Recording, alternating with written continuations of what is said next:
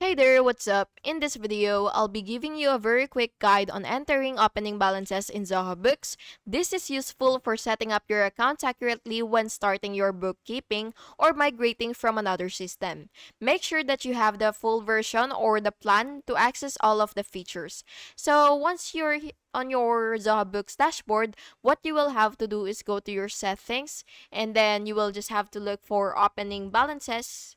So just go ahead and search for that and click opening balances and wait for it to load. And now that you're here, what you will have to do is select account. So again, you do have to make sure that you have that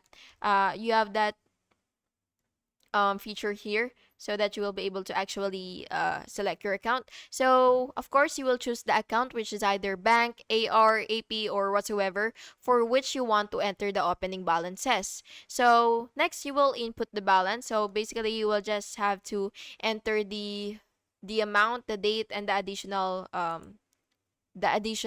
notes. So yeah, it's really up to you. So you just gotta explore this so you will have a better understanding. And yeah, once you're satisfied, you will just have to of course review, check by checking the balance and account selection for accuracy.